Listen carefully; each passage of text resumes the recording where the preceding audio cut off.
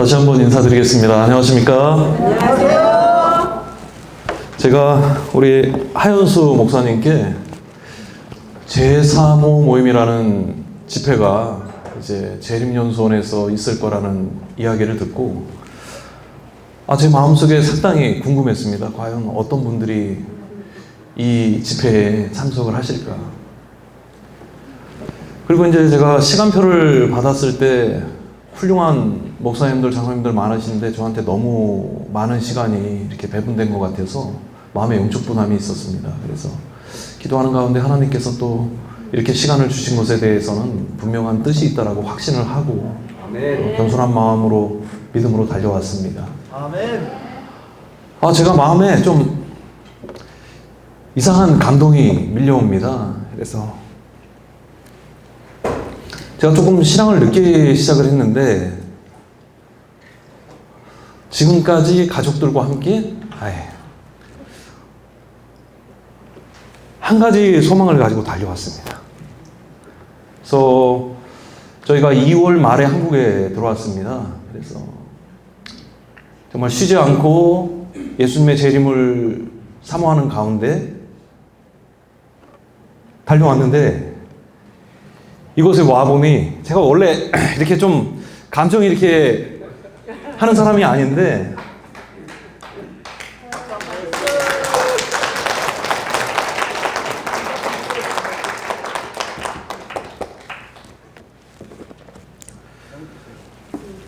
지금까지 수고하셨습니다. 정말 제가 볼 때 예수님 오실 시간 얼마 남지 않은 것 같습니다. 요즘에 저하고 항상 하는 얘기가 그 얘기예요. 지금 우리가 어떻게 준비를 해야 될까? 외부적인 준비도 있지만 영적으로, 내적으로 어떻게 준비를 해야 하며 하나님께서 주신 이 구원을 어떻게 해야지 우리가 잃어버리지 않을까? 항상 요즘에 아이들을 두고 또 아내와 더불어, 왜 그러냐면 부부인데 같이 사명이 맞아야 되잖아요. 성교에서 함께 고생했지만 그래도 흔들림 없이 끝까지 서기 위해서는 우리가 한 마음으로 한 뜻으로 하나님께서 주시는 음성을 들어야 된다는 확신이 있었습니다. 아멘. 정말 짧게는 50년, 60년, 70년, 80년의 시간을 우리가 달려왔지만 수많은 믿음의 선조들이 이 시간을 보지 못했습니다. 그러나 이곳에 계신 모든 분들 예수님 오시는 그날에 주의 오심을 눈으로 목도할 수 있는 귀한 축복에 참여할 수 있게 되기를 간절히 소망합니다. 아멘. 제가 작년까지 몽골에 있었습니다. 그래서 지금 친구들한테 연락을 해보니 지금 온도가 낮 기온이 한 30도, 밤 기온이 한 40도까지 내려가는 그러한 온도입니다. 그런데 제가 아침에 나올 때 이 날씨를 확인해 보니까 지금 한국이 영하 5도에서 6도 정도예요. 차를 타고 오는데도. 그런데 이상하게 한국이 더 추운 것 같아요. 네. 몽골에서는 이렇게 추위를 못 느꼈는데 한국이 습도가 높아서인지 더 많이 추위가 느껴집니다. 그러나 오늘 하나님께서 이 시간을 통해서 우리에게 주시는 생명의 귀한 말씀과 또 부족한 저에게 주신 또 가정에 주신 경험을 통해서 우리의 마음이 하나님께 향함으로 우리의 영적, 내적으로 뜨거워질 수 있는 귀한 부흥의 시간이 되기를 간절히 소망해 봅니다.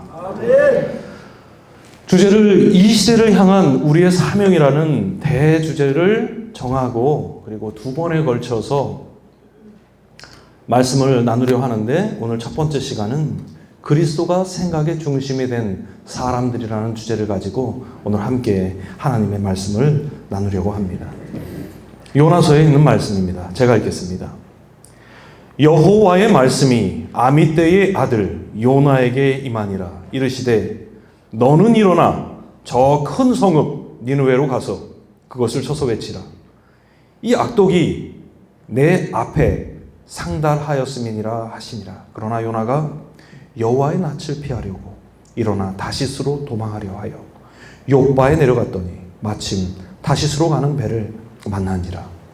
여호와의 낯을 피하여 함께 다시스로 가려고 선가를 주고 배에 올랐더라. 여호와께서 대풍을 바다 위에 내리심에 바다 가운데 폭풍이 대작하여 배가 거의 깨어들게 된지라. 사공이 두려워하여 각각 자기의 신을 부르고 또 배를 가볍게 하려고 그 가운데 물건을 바다에 던지니라.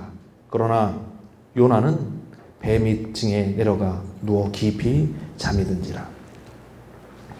세상이 하나님의 율법을 떠남으로 심판의 시간이 다가오는 때에 하나님께서 그래도 그 세상에게 다시 한번 기회를 주시고 그들에게 구원을 제공하시고자 요나를 부르셨습니다.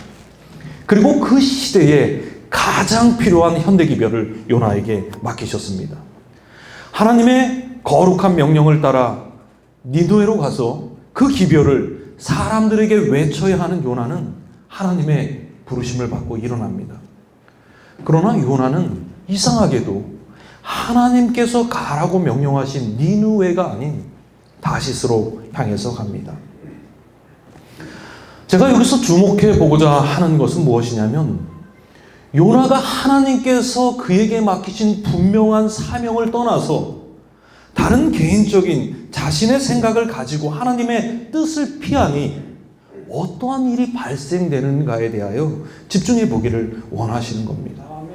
하나님께서 큰 대풍을 일으키셔서 요나를 때리시는 게 아니라 요나와 함께 탄 모든 그 배 전체를 때리시기 시작하십니다.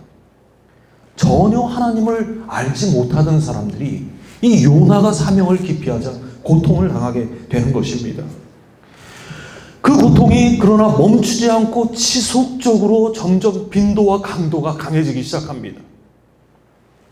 부르심을 잊고 기별을 받은 이 거룩한 하나님의 사람이 하나님의 부르심을 거절하고 도망가고 그 사명을 회피하니까 하나님을 전혀 알지도 못하는 이방의 사람들이 이 요나 한 사람으로 인하여 고통을 받는 것입니다. 그들은요, 자신들이 왜 이 고통을 당하는지 알지 못합니다. 왜 이런 재앙이 갑자기 그들의 삶 속에 넘쳐나는지 그들이 알지 못합니다. 그들이 아는 것은 자신들에게 다가온 이 재앙이 잠시 왔다가 후에 사라질 그러한 재앙이 아닌 지금 현재 자신들의 생명을 요구하고 있는 무서운 재앙이라는 사실만을 인지하고 있을 뿐입니다. 그 이방인들이 너무 무서워서 각각 믿는 신을 부르라고 하면서 요나에게도 기도를 요청합니다. 선장이 나아가 그에게 이르되 자는 자요 어찌 미뇨 일어나서 너의 하나님께 구하라. 혹시 하나님이 우리를 생각하사 망하지 않게 하시리라 하니라. 무리가 그에게 이르되 청컨대 이 재앙이 무슨 연고로 우리에게 임하였는가 구하라. 너의 생업이 무엇이며 어디서 왔으며 고국이 어디며 어느 민족에게 속하였느냐. 11절 바다가 점점 흉룡한지라 멈추지 않습니다. 무리가 그에게 이르되 우리가 너를 어떻게 하여야 바다가 우리를 위하여 잔잔하겠느냐. 요나가 대답합니다. 나를 들어서 바다에 던지라. 그리하면 바다가 너희를 위하여 잔잔하려니와 너희가 이 큰 폭풍을 만난 것이 나의 연고인 줄을 내가 아노라. 자는 자요 어찌 미뇨 일어나서 너희 하나님께 제발 구해봐라. 이 재앙이 무엇 때문에 우리에게 이렇게 임하는 것이냐. 그런데 12절을 보니까 이 요나는 세상에 하나님을 전혀 알지 못하는 사람들이 이유도 없이 당하는 이 재난과 고통의 일을 분명하게 알고 있어요. 굉장히 중요한 것입니다. 그리고 요나는 그 문제와 고통의 해결 방법까지도 알고 있습니다. 어떻게 하는 겁니까? 자기 자신이 죽는 겁니다. 이거를 우리는 교회 안에서 자아복이라고 합니다. 나를 들어 바다에 던지 그리하면 바다가 너희를 위하여 잔잔하리라. 하나님의 분명한 명령과 뜻을 거스린 자신의 생각과 판단을 버리고 세상을 향하여 자기 자신을 던지는 경험 없이는 세상에 일어나고 있는 이 수많은 재앙들을 사람의 힘으로 멈출 수 없다는 사실을 요나는 알고 있었습니다. 우리는 하나님께서 이건 요나의 이야기고 요나를 통하여 우리에게 주시는 이 마지막 시대를 위한 분명한 교훈을 우리가 찾아내야 합니다. 우리도 동일하다는 거예요.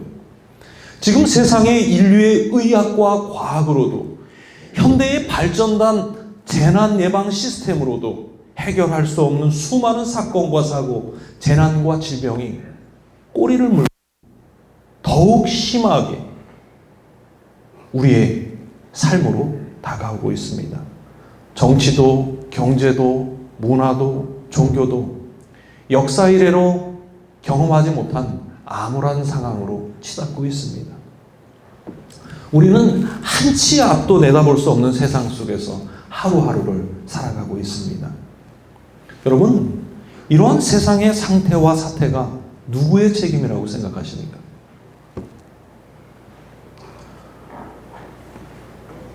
이 마지막 시대에 하나님께로부터 진리를 위탁받은 우리는 세상에 일어나는 이러한 모든 사태들을 대쟁투적 관점에서 이해를 해야 됩니다. 저는 세상에 일어나는 이 모든 일들의 원인은 바로 이 시대를 향한 거룩한 하나님의 진리를 위탁받은 우리가 그 진리를 세상에 올바로 전하고 있지 못한 우리 자신의 문제라고 생각합니다.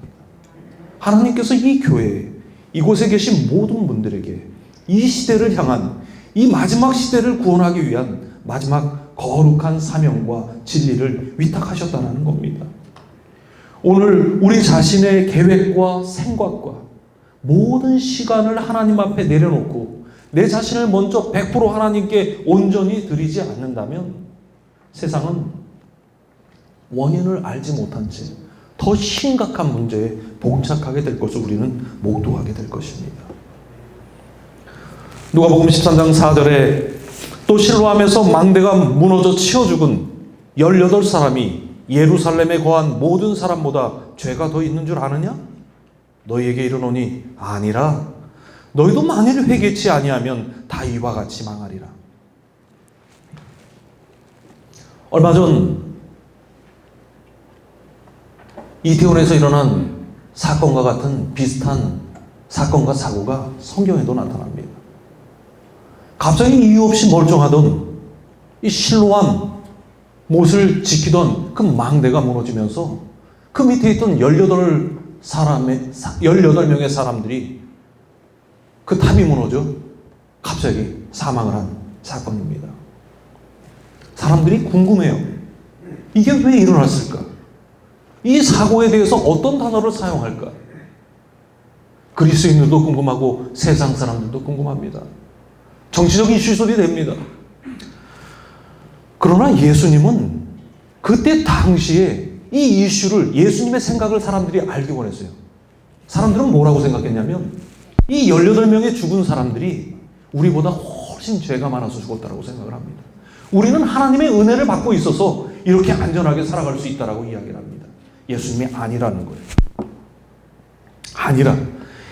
이 말씀의 의미는 사람들을 놀라게 한 이 재앙은 그 죽은 사람들이 우리보다 더 죄가 많아서가 아니라 바로 세상의 모든 사람들의 마음을 겸비케 하고 저희의 죄를 회개케 하여서 하나님께 돌아오게 하기 위함이라고 예수님께서 말씀하시는 겁니다. 이제 앞으로는 세상에 더 심각하고 무서운 일들이 벌어질 것인데 우리가 예수님께 돌아감으로 예수님을 우리의 유일한 피난처로 삼지 못한다면 우리조차 세상에 임하는 재앙을 피해갈 수 없을 거라는 것입니다. 요나를 들어 바다에 던짐에 바다에 뛰노는 것이 곧 그치니라. 그 사람들이 여호와를 크게 두려워하여, 하나님을 모르는 사람들이에요. 여호와께 제물을 드리고 서원을 하였더라. 하나님께 약속을 했어요. 요나를 바다에 던지자마자 그 흉흉하게 뛰놀던 바다가 순식간에 그쳐버립니다. 그리고 하나님을 알지 못하던 사람들이 하나님께 제물을 드리고 약속을 합니다. 오늘 위기와 재앙이 시작된 세상에서 오늘 진리를 맡은 우리가 우리 자신을 하나님께 그리고 세상을 향하여 던질 때 지금 이 온 세상이 당면하고 있는 고난과 위기는 온 세상으로 하여금 하나님을 가까이 하게 하는 축복의 통로가 될 수 있다는 사실을 여러분 기억하게 되시길 바랍니다. 아멘. 하나님께서 구원받는 14만 4천인의 특징을 이렇게 말씀하십니다. 또 내가 보니 보라 어린 양이 시온산에 섰고 그와 함께 14만 4천이 섰는데 그 이마에 어린 양의 이름과 그 아버지의 이름을 쓴 것이더라. 이 재림의 때예요. 지금입니다. 구원을 받는 14만 4천인의 첫 번째 특징을 뭐라고 이야기하냐면 성경이 이마에 어린 양 예수 그리스도의 이름과 하나님의 이름이 있다는 것입니다. 다시 말해서 이것은 뭐냐면 14만 4천인이 하나님의 인을 받았다라는 겁니다. 그래서 우리가 계시록 7장으로 가면 하나님께서 이 14만 4천인에게 인을 치시는 장면이 나옵니다. 이겁니다. 일 후에 내가 네 천사가 땅 네 모퉁이에 선 것을 보니 땅의 사방의 바람을 붙잡아 바람으로 하여금 땅에나 바다에나 각종 나무에 불지 못하게 하더라. 또 보매 다른 천사가 살아계신 하나님의 인을 가지고 해 돋는 데로부터 올라와서 땅과 바다를 해롭게 할 권세를 얻은 네 천사를 향하여 큰 소리로 외쳐 가로되 우리가 우리 하나님의 종들의 이마에 인치기까지 땅이나 바다나 나무나 해하지 말라 하더라. 내가 입맞은 자의 수를 들으니 이스라엘 자손의 각 지파 중에서 입맞은 자들이 14만 4천이니 전쟁과 재난이 세상에 일어나려고 하는데 하나님의 강력한 제어하는 능력에 의해서 그 모든 것들이 억제되고 있습니다. 그 이유는 그 시간을 통하여 하나님께서 세상의 멸망 전에 하나님의 백성들을 준비시키고 누가 정말 그리스도께 속한 백성인지를 확정짓기 위한 기간이라는 겁니다. 이 시간을 우리는 인침의 시간이라고 합니다. 그리고 하나님의 천사들이 이 바람을 놓는 순간 계시록 16장의 7재앙과 함께 이 인간 세계는 파멸이 시작되는 것입니다. 지금 우리가 살고 있는 이 기간은 하나님께서 하나님의 백성들에게 인을 치시는 시기이고 그런데 이제는 이 시기조차 맞춰져 가는 시기임을 세상에 시작된 일들을 통하여 우리가 가늠해 볼 수 있는 것입니다. 정말 예수님이 오실 때가 가까이 다가왔습니다. 그런데 여기서 우리가 생각해 보아야 하는 것이 저는 조금 신학적이나 아니면 역사적인 것을 넘어서서 영적으로 적용을 해보기를 원하는 겁니다. 하나님의 인을 받는다라고 하는 것이 과연 무엇일까요? 우리는 과연 하나님의 인을 어떻게 받을까요? 하나님의 인을 이마에 받은 사람들은 어떤 특징을 가지게 되는가? 저는 이것을 이해하고 경험하는 것이 이곳의 재림을 사모하는 우리 모두에게 너무나 중요한 것이라고 생각합니다. 저는 하나님의 인을 받는 이것이 복음의 핵심이고 결론이라고 믿습니다. 청지기에게 보내는 권면이라는 책에서 그 답을 우리가 찾아볼 수 있습니다. 이렇게 설명합니다. 하나님의 이름이 그대의 이마에 기록되지 않는 한, 그러니까 인을 받는 겁니다. 그것이 뭐냐면 거기 기록됨으로 하나님이 그대의 생각의 중심이 되지 않는 한. 여러분, 하나님의 이름이 이마에 기록된다라고 하는 것, 하나님의 인을 받는다라고 하는 것의 의미가 뭐냐면 하나님의 인을 받는 모든 사람들은 그들의 모든 생각의 중심이 하나님이 된 사람들이라는 의미입니다. 오늘 이 집회의 주제가 여호와께로 돌아가자. 동일한 내용이에요. 우리의 모든 생각과 중심이 무엇이 돼야 된다? 하나님이 돼야 된다. 지금 월드컵으로 세상이 시끄럽습니다. 안식일날 했나 봐요. 교회 안에 왔는데도 그 얘기들로 넘쳐납니다. 여러분, 우리는 세상 일에 별로 관심 없어요. 우리의 생각의 중심의 모든 것이 무엇이 돼야 된다? 하나님이 돼야 된다. 여러분, 구원받는 14만 4천인은 그들의 모든 삶과 모든 일들과 모든 행동에 그리스도가 그들의 생각과 삶의 중심이 된 사람들입니다. 이것을 쉽게 표현하면 하나님의 형상을 회복한 사람들이에요. 저희가 이것을 위해서 맨날 투쟁하지 않습니까? 오늘 기도하신 집사님 말씀하지 않으십니까? 우리 연약하지만 이 죄를 버리고 싶은 간절한 마음에 주의 능력을 구하며 우리의 삶 속에 깊이 들어와 있는 이 죄를 버리기 위해서 우리가 투쟁하는 삶을 살지 않습니까? 주님께서 우리에게 힘을 주실 것이고 그때에 우리의 마음속에 충만하게 하나님께서 역사하시는 경험을 우리가 하게 될 것이라는 겁니다. 그들의 내적 사상과 품성이 그리스도의 형상을 회복한 사람들이 하나님의 인을 받은 사람들이라는 것입니다. 끊임없이 죄와 투쟁하며 그리스도께서 그들 안에 온전히 내재하시는 사람들입니다. 저는 이것이 새 천사의 기별의 시작이나 끝이라고 저는 믿습니다. 반대로 하나님께서 그것을 병행해서 보여주시는 게 뭐냐면, 비교해서 계시록 13장에서 사단도 마지막 때에 짐승의 우상에게 경배하는 사람들에게 짐승의 표를 그들의 손과 이마에 준다라고 기록하고 있습니다. 이것도 동일한 내용이에요. 짐승에게 경배함으로 말미암아서 그들의 내적 사상과 품성이, 그리고 그들의 삶의 모든 행동과 모습들이 짐승인 마귀의 품성과 사상으로 그들의 생각이, 삶이 동화되어지는 사람들에게 사단은 내 것이라고 인을 치는 것입니다. 물질이 그들의 신이 되어버렸어요. 세상 사람들처럼 세상의 모든 꿈과 희망의 뿌리를 내리고 살아갑니다. 하나님을 믿는다라고 이야기하지만, 이렇게 계시록 13장, 14장은 전혀 다른 두 부류의 그리스도인들을 우리에게 보여주고 있습니다. 그래서 마지막 시대의 대결은 두 가지의 대결입니다. 하나님의 형상을 가진 참 그리스도인들과 짐승, 곧 사탄의 형상을 가진 거짓 그리스도인들의 대결이라는 것입니다. 누가 우리 생각의 중심이 되어서 우리가 누구의 형상을 가지고 있느냐가 우리가 누구에게 속해 있느냐를 결정하는 대쟁투의 가장 큰 이슈가 될 것이라는 것입니다. 중간은 없어요. 중간은 없습니다.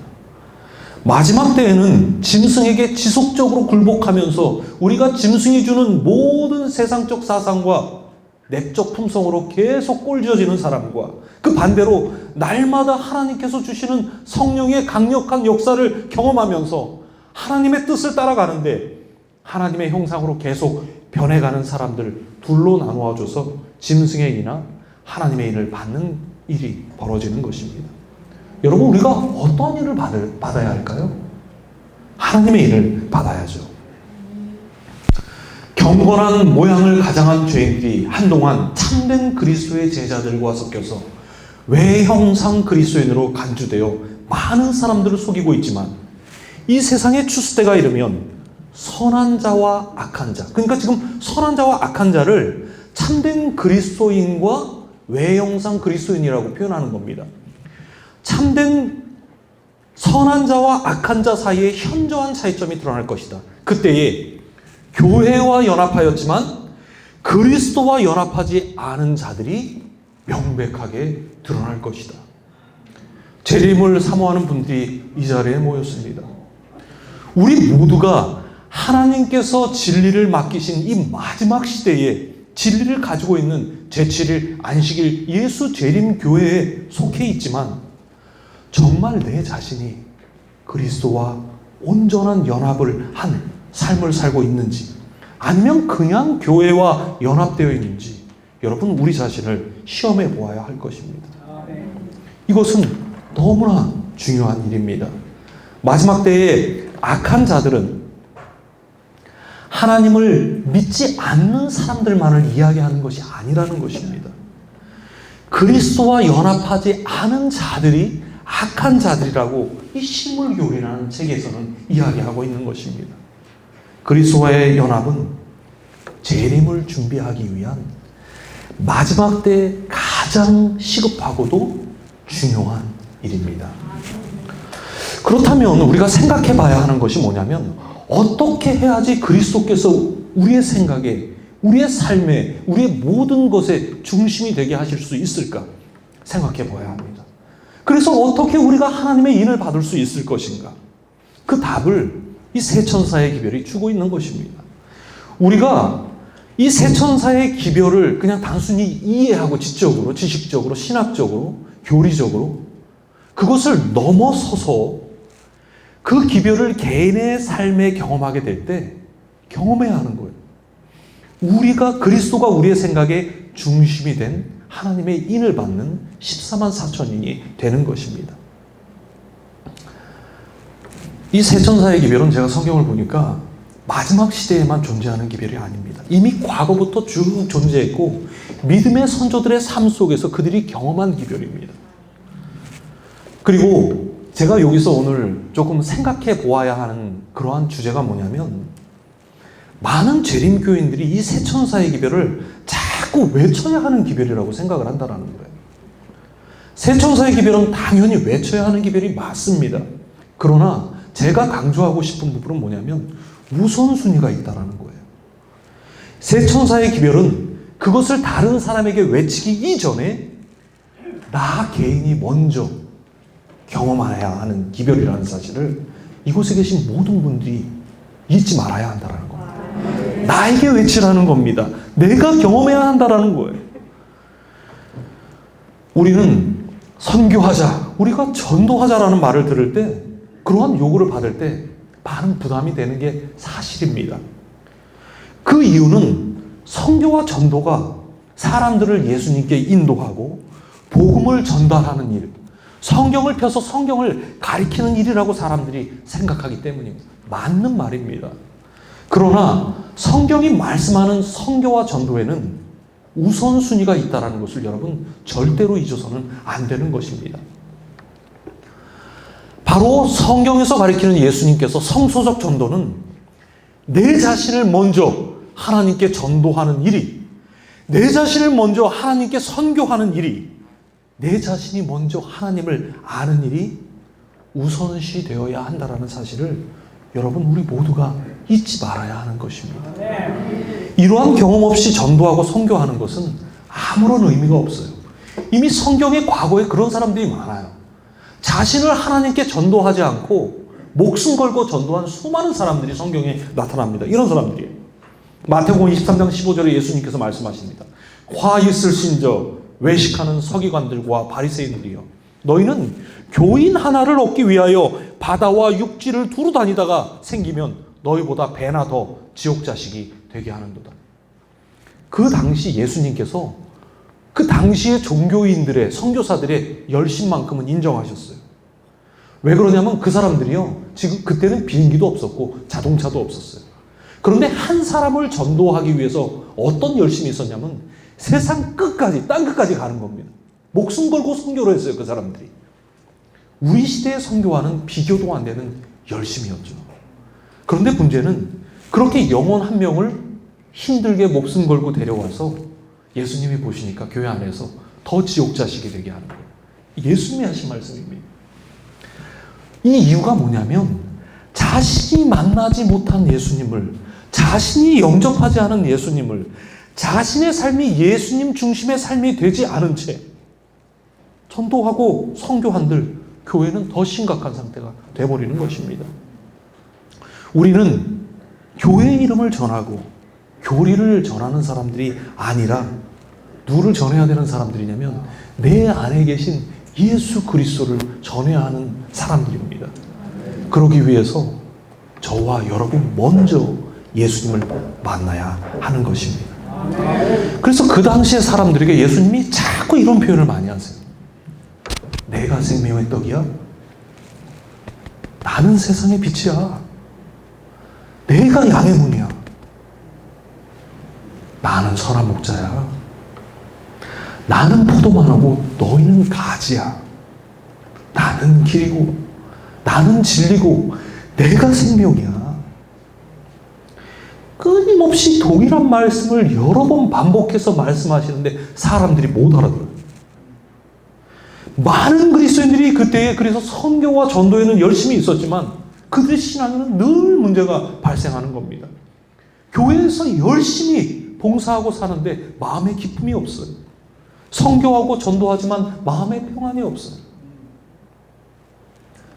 그들이 있는 곳에 연합은 없고 늘 분쟁과 질투와 시기가 있는 것입니다. 문제가 예수님이 그들의 마음속에 없었고 그들이 먼저 자신을 예수님께 전도하고 선교하는 일을 우선해 두지 않았기 때문입니다. 저희가 잘 아는 요한복음 4장은 한 사마리아 여인의 이야기를 하고 있습니다. 저희는 이 여인의 불행한 삶을 너무나 잘 압니다. 사람을 만나는 것이 싫어요. 불행한 과거가 있어요. 왜 그러냐면 이 여자도 행복하기를 원했어요. 그래서 그러한 삶을 살아온 거예요. 우울증이 생겨버렸습니다. 대인기피증이 생겼어요. 그런데 이 하루는 정말 만나기 싫은 사람을 만나는데, 근데 그 사람이 누구였냐면 특별한 분이셨어요. 바로 예수님이셨습니다. 그리고 이 예수님과의 한 번의 만남은 이 여자의 인생을 송두리째 바꿔놓습니다. 사람을 싫어하던 여자가 자신의 생명과 관련 있는 물동이를 버려두고 사마리아 마을로 뛰어들어가 사마리아의 모든 사람들을 예수님의 발 앞으로 데려옵니다.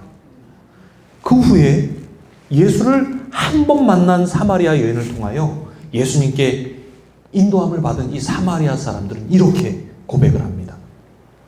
그 여자에게 말하되, 사람들이 고백하는 거예요. 이제 우리가 예수님을 믿는 것은 너의 말을 인함이 아니니 이는 우리가 친히 듣고 그가 참으로 세상의 구주인 줄 알미라 하였더니. 여러분, 이 이야기가 보여주는 것이 뭐냐면 이 여인처럼 내가 먼저 예수를 만나야, 나를 예수님께 선교하고 전도해야 내가 전도하는 사람들이 참으로 예수를 만날 수 있는 것이라는 것입니다. 이 여인은요, 개인 전도법 배워본 적 없어요. 선교학이라는 거 공부해 본 적 없는 여인입니다. 공중 전도법 배워본 적이 없는 사람입니다.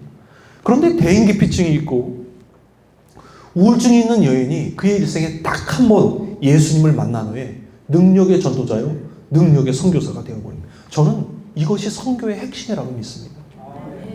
이것이 성경이 우리에게 가리키는 개인 전도법이라고 믿습니다. 저도 청년들을 훈련하고 선교사들을 훈련할 때 항상 개인 전도법, 공중 전도법 가르칩니다. 그런데 그 전도법, 그 선교의 기초를 이렇게 이야기합니다. 한 사람을 전도할 수 있는 사람은 전도에 제한이 없다. 100명, 1000명, 더 나아가서 온 세상을 그리스도께 인도할 수 있다. 그런데 그 한 사람이 누군가? 바로 내 자신이다.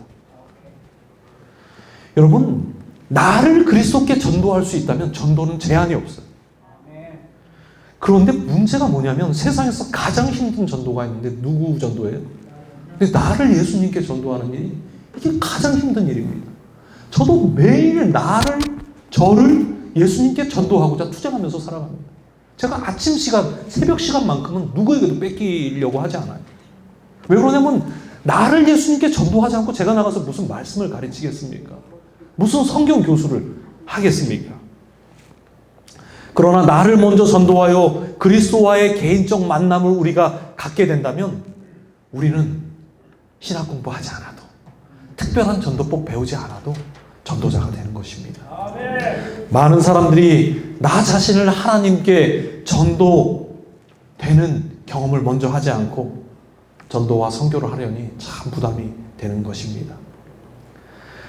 재림을 사모하는 모임에 오신 우리 사랑하는 성도님들이시여, 무엇이 예수님의 재림을 사모하고 무엇이 재림을 준비하는 일입니까? 우리가 어떻게 해야지 재림을 준비하는 것일까요? 나 자신을 예수님께 전도하는 일에 여러분 목숨을 거시기 바랍니다. 그때에 나에게 가장 가치 있는 것이라고 생각했던 것이 아무 쓸모없는, 정말 이거 없이는 못 산다라고 생각을 했는데 그게 별로 가치 없어 보이는 경험들을 하면서 자아포기가 되는 것입니다. 새 천사의 기별도 동일한 것입니다.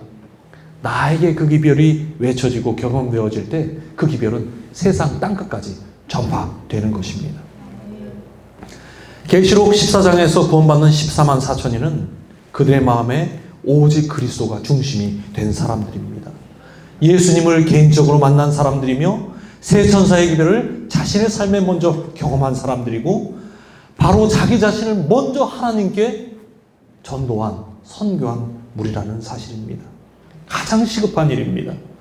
그 예수님과의 만남을 여러분 방해하는 요소들을, 모든 죄의 요소들을 타협하지 마시고 다 끊어내는 일에 매일 분투하셔야 합니다.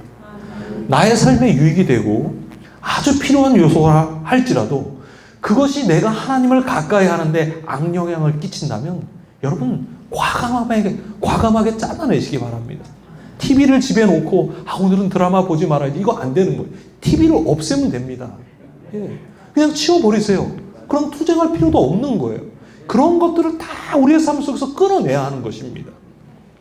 여러분, 우리가 잘 아는 2300주야를 해석한 윌리엄 밀러는 원래 이신론자였어요. 이신론이라고 하는 것은 뭐냐면 하나님께서 세상을 창조하셨다는 건 믿어요. 그런데 창조 이후에는 더 이상 세상의 일에 하나님께서 관여하지 않으신다라는 사상을 갖고 있는 사람들입니다. 마치 인형의 태엽을 감아놓은 것처럼 하나님께서 세상을 창조하실 때 세상의 모든 것이 알아서 순리대로 자연의 이치를 따라서 돌아가게 하셨다라는 것을 믿는 그러한 사상입니다.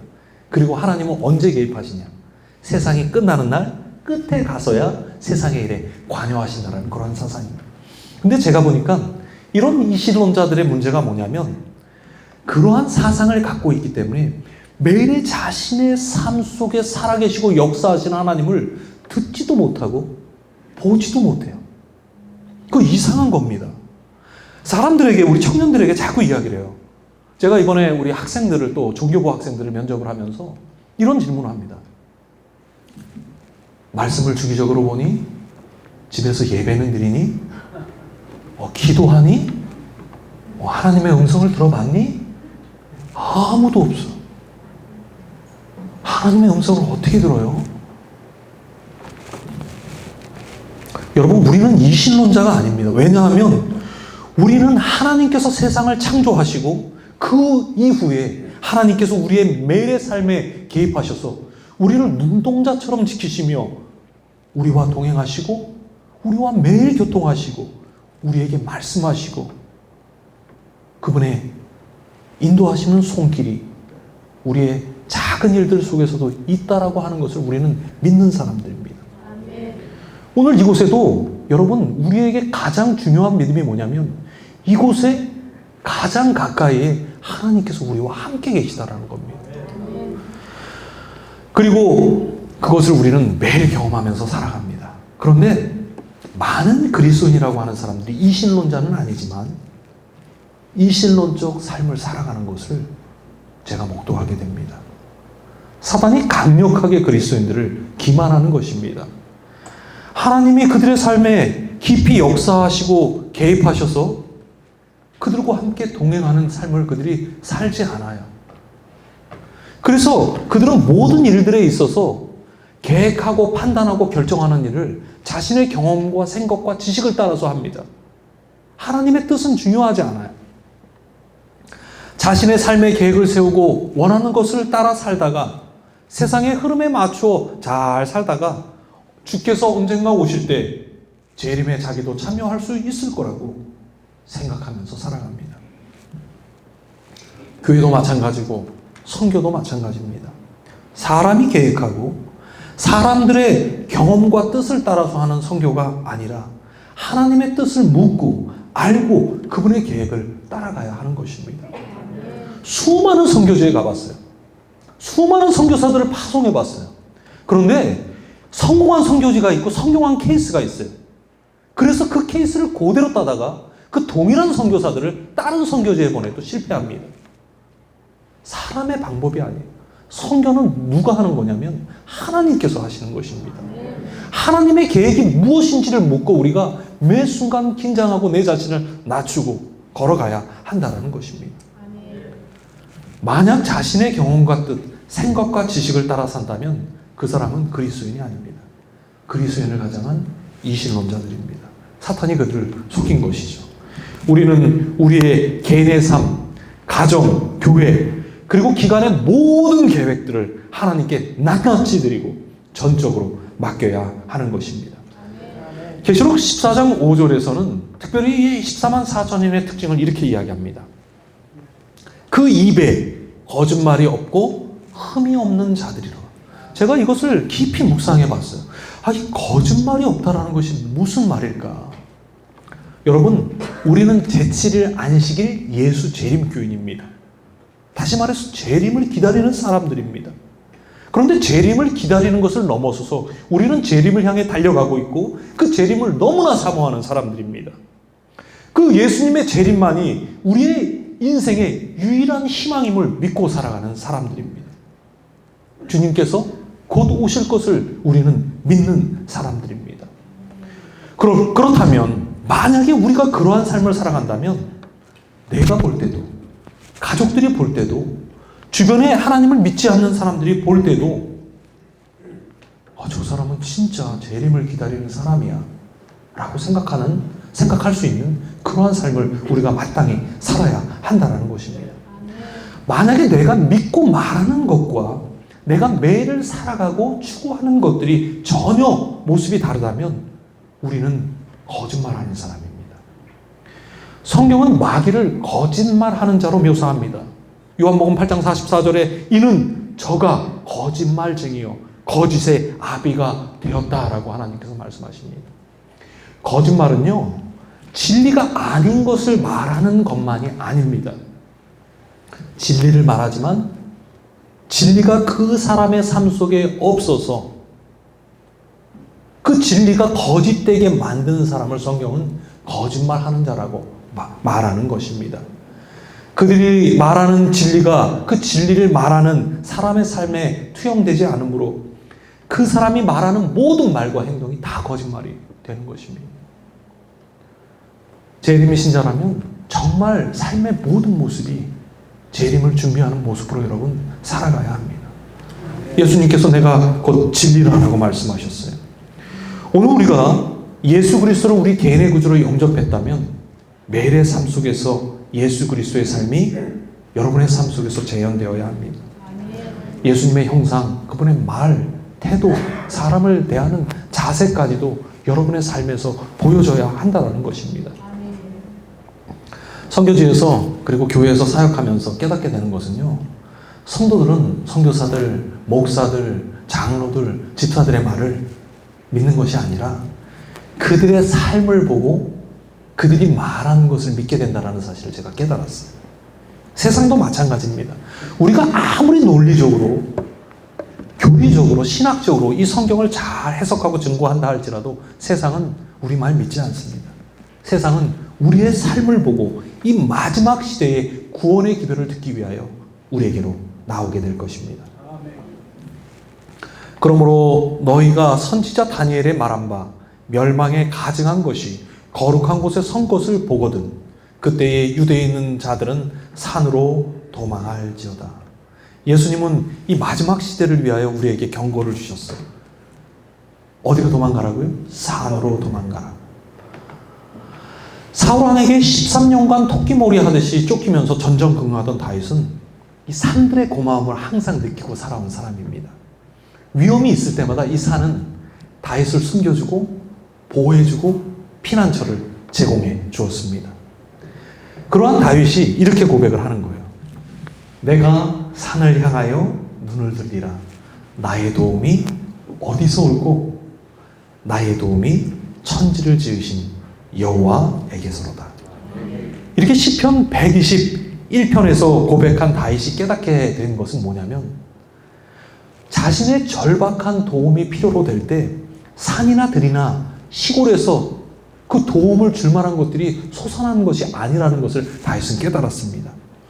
다윗의 모든 도움은 그 산을 지으시고 그것을 다윗에게 제공하시고 그리고 하늘과 땅을 지으신 하나님께만 있다는 사실을 깨닫고 태산 같은 하나님을 더욱 의지하면서 이 다윗은 평생을 살아갑니다.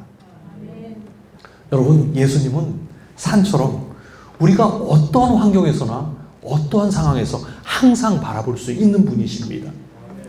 그분은 산처럼 언제나 같은 자리에 계셔서 우리가 원할 때 언제든지 달려가서 그분 안에서 쉼과 안식을 얻을 수 있는 분입니다.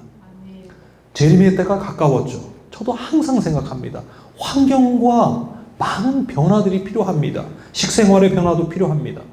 그러나 가장 시급한 것은 우리가 그분께 피함으로 그분과 하나 되는 경험이라는 것입니다. 마지막 성경절입니다. 그날에는 내가 아버지 안에 너희가 내 안에 내가 너희 안에 있는 것을 너희가 알리라. 이 시대를 향한 우리의 사명은 한 가지입니다. 바로 그리스도의 재림을 준비하는 것입니다.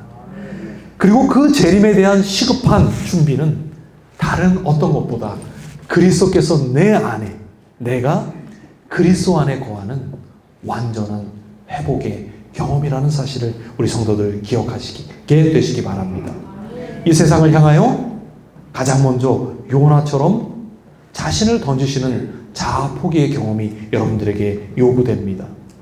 두 번째는 다른 사람을 전도하기 이전에 나 자신을 먼저 전도함으로 세상을 주님께 인도하는 능력의 전도자가 되어야 한다는 것입니다.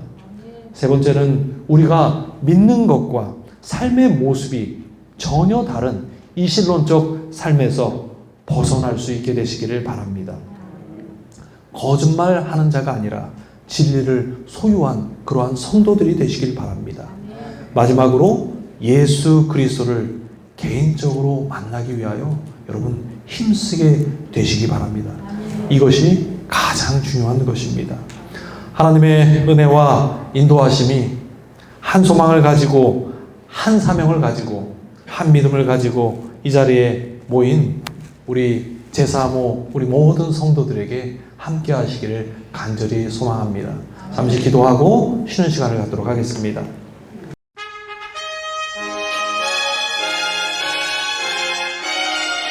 Lift up the trumpet and loud let it ring. Jesus is coming again. Cheer up, ye pilgrims, be joyful and sing. Jesus is coming. Jesus is coming.